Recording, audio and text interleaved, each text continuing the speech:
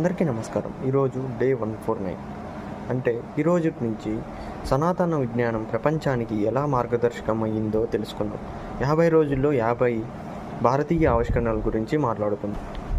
మనము గణిత శాస్త్రం గురించి మాట్లాడుకుంటే నేటి ప్రపంచమంతా ఆధారపడి ఉన్నది ఒక చిన్న కాన్సెప్ట్ మీద. అది ఏమిటంటే శూన్యం.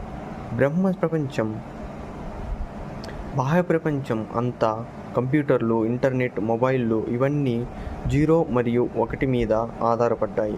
ఈ శూన్య సూత్రాన్ని ప్రపంచానికి పరిచయం చేసిన వారు భారతీయులు. ఆర్యభట్టుడు అనే గొప్ప గణిత శాస్త్రజ్ఞుడు 5వ శతాబ్దంలోనే శూన్య సూత్రాన్ని రూపొందించారు. అది కేవలం ఒక సంఖ్య కాదు, అది గణితంలో ఒక విప్లవం. ప్రపంచం తరువాత చాలా సంవత్సరాలు గడిచిన తర్వాతే దీనిని అర్థం చేసుకుంది. అరబిక్ గణిత శాస్త్రజ్ఞులు భారతదేశం నుంచే ఈ సూత్రాన్ని తీసుకొని ప్రపంచానికి వ్యాప్తం చేశాయి. ఇంత ప్రాథమికమైన కాన్సెప్ట్ మీద మన భారతదేశం నుంచే వచ్చిందంటే మన సంస్కృతి ఎంత గొప్పదో ఊహించుకోండి.